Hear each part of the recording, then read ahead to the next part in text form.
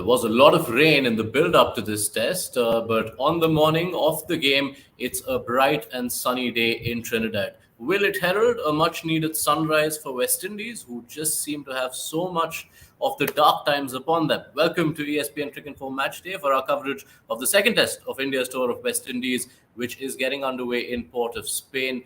Lots of milestones. It's the 100th time these two teams are facing each other in Test cricket. It also brings with it the 500th international appearance for one Virat Kohli. So we'll have a lot to talk about as we welcome Deep Dasgupta. Deep, welcome back. Hope you had fun during a more extended break than we had anticipated. Yeah, thank you for having me over. And yes, I mean it was good. I mean, got the weekend off. Can't complain. Yes, unlikely to happen this time, given everything we're reading about the forecast, and it would be good to see a test match that does go the distance. West Indies have done, they've got one part right, which they did in the first test as well. They won the toss, this time putting India into bat. But India making a change. We did not expect that when we were building up to this game, but there is a change. We're told Shardul Thakur is carrying a niggle, and as a result of that, Mukesh Kumar gets an India debut. He's had some experience in first-class cricket, made the waves in Bengal, so it's quite fitting that we have Deep Dasgupta, who might have seen a bit of Mukesh Kumar. So Deep, Yeah. tell us first your thoughts on the change and what can India expect from Mukesh Kumar? First of all, I think it was a forced change, isn't it? I think he's come up with a niggle, Shardul, so Mukesh comes in. I'm so happy for Mukesh. It's a great story. I still remember I mean, he was playing second division cricket in Bengal, and when Saurav was a president, they started a new academy called the Vision 2020. This I'm talking about 2017, maybe, roughly around that period. And I was part of it, and that was the first time we saw Mukesh. He came in for the trials. There was a trial, and he came in. He was playing second division, not taking it seriously. And I still remember Ronodev Bose, who's a Yeah. first class legend, has played a lot of, I mean, almost what 90 or 100 first class games for Bengal and East Zone, was also part of the squad, Indian squad. So he picked him up. So he saw him as like, there's something about this guy. Obviously he hadn't played any organized underage cricket. And credit to him, to Mukesh and the staff there in that academy worked really hard on Mukesh, and here he is making his debut for India. It's a great story. Humble background. He was. There are rooms at Eden Gardens where he would stay. Everything was looked after by Cricket Association of Bengal, and it's just brilliant. And I think he started playing serious cricket, as in proper cricket, very late. I think in 2016-17 that I'm talking about, I think he was already 19 or 20, something like that. So it's just an unbelievable story from, I mean, somebody who's come out of nowhere, to be honest. Yeah, and just looking at the graphic on the screen, around 40 first class games so far, 150 Yeah, wickets, an average of 21. So those look like strong first class numbers. From what yeah. you've seen, what is it that you hope he would have worked on as he tries to translate some of it now on the international arena? See, I think his greatest strength is his away swingers, and he's very, very accurate. He's like very old school away swingers, very tight with his lines and his length, and that's what his strength is. And I won't expect anything else from him. To be honest, his success, he was pretty successful last IPL. He had a very specific role of finishing off innings, and I was kind of surprised because I always looked at him as a red ball bowler. So it was also very good and pleasantly surprising to see him do so well with with white ball as well. But this is his strength: red ball, new red ball. It's going to move around, and if anything, if there's any help for the seamers, Mukesh would do it. And he's also kind of sharp. He's got a very smooth, easy, repeatable action. He's kind of quick. I mean, looking at his action, because it's so smooth, you don't realize how quick he is. It's pretty sharp, actually. Yes, and the pitch report from Port of Spain tells us that it is a firm pitch. It is one where the ball should come onto the bat better, at least better than what we saw in Dominica, where run scoring was so hard. And with all that rain that has been around Trinidad, that could be a factor too in this game. So more on Mukesh Kumar as the game progresses, because obviously India will bowl second. Let's take you through the West Indies lineup. They too have a couple of changes, and they too have a debutant, the one you see towards the top in Kirk McKenzie. who is only 22 and will be playing his first international game across formats. He replaces Raymond Reifer. But from a West Indies personnel point of view, Deep, the more interesting change, the one you alluded to in the build up to this game, is that Shannon Gabriel comes in. Raheem Cornwall had his troubles during the first game. That means West Indies do have their full complement of four fast bowlers: Kemar Roach, Alzari Joseph, Shannon Gabriel, and Jason Holder. And now, Deep, they have won the toss. They have put India into bowl on a pitch which we're hoping will be a lot better and offer more. So, is this now West Indies' best chance to trouble India? Yes, absolutely. There's no two ways about it. You mentioned about the pitch, you mentioned about the conditions, and also the fact that you've got all four seamers playing now for West Indies, and this is going to be quite challenging for Indian batters, especially the first, hour and a half, where I believe there is a fair bit of moisture on the pitch as well. So, but yeah, I mean, this is the best opportunity, as you mentioned, for West Indies to make a mark. For India, the batters Rohit and Jaiswal were obviously the ones who batted through the bulk of that innings, both of them scoring centuries. For Yashasvi Jaiswal, he's aced the first test, but now just that slightly bigger challenge of now batting in conditions which may not be as, at least offer so much more of a wicket taking threat to the bowlers.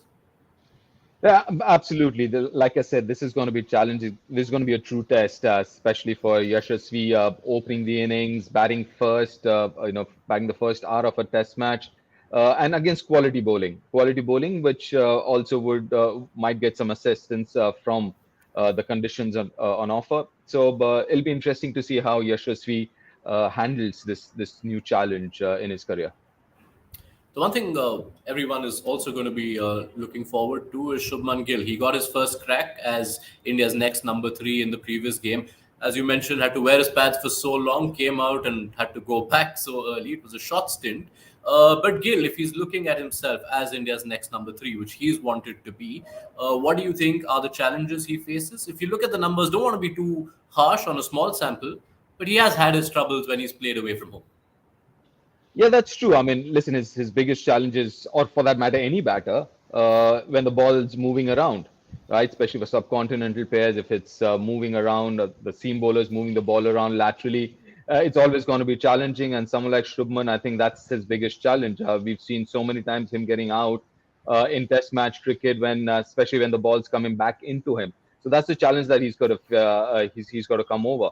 And that's something that I'm sure the West Indian bowlers will also be thinking about, because if you look at the four seam bowlers, Shannon Gabriel, Kemar Roach, both of them get the ball back into the right hander. So I think that's something that Shubman Gill needs to be wary of and mindful of.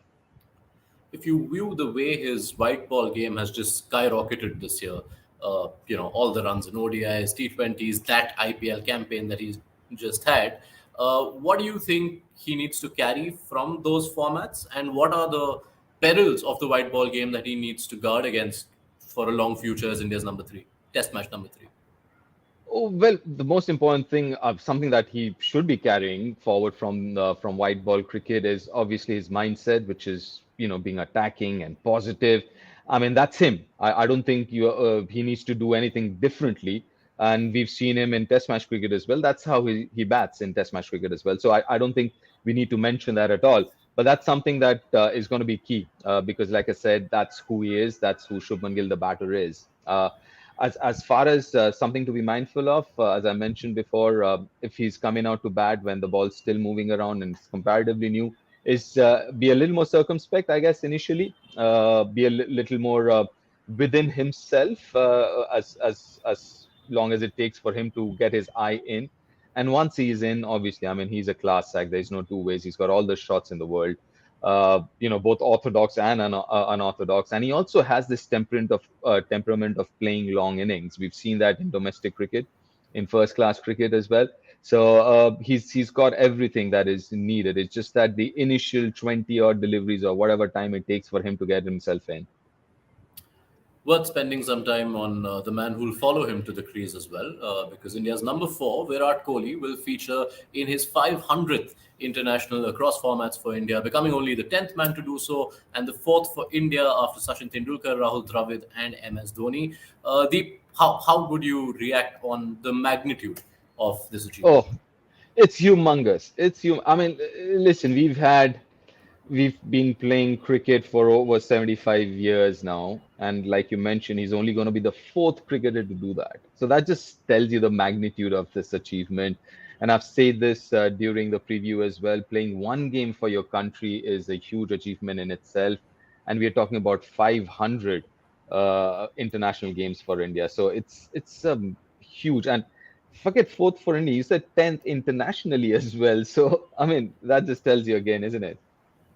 And in that group of nine who've done this before him, no one has entered their 500th game having crossed 25,000 runs in international cricket. So that's something to doff our hat to for Virat Kohli. If I can ask you very quickly, Deep, your favorite Virat Kohli memory or performance from his 500 games for India? There's so many of them. But I think one innings or one test match I'd say stands out was Adelaide 2014.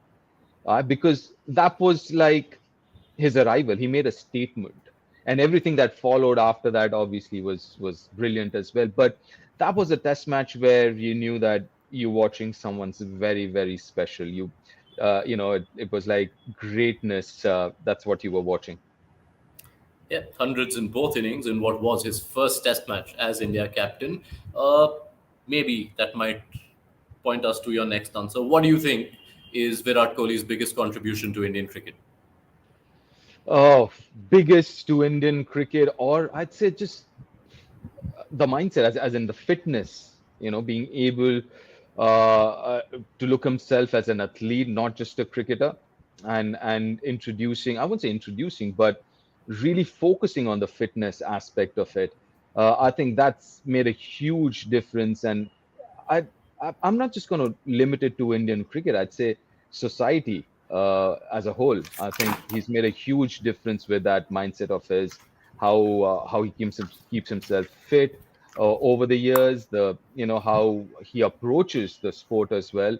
It's been phenomenal. I think his biggest contribution, apart from all the other achievements, which have been quite a few of them in the last so many years, but I think one thing that really stands out, and I said has affected not just the cricket fraternity, but outside as well as a society. I think it's his dedication to fitness.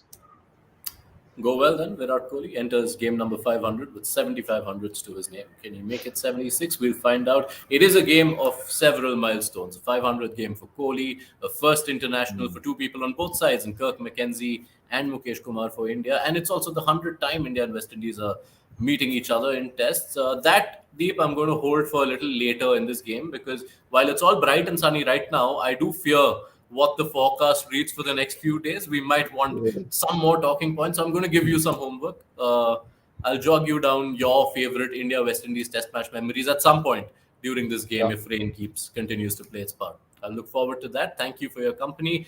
Deep will be back with us to review how day one pans out, and he will be with us through this test match. Look forward to his company. Be sure to catch all the clips, catch all the action on ESPN Cricket Info as we cover this second test between West Indies and India on ESPN Cricket Info Match Day. Thank you for your time.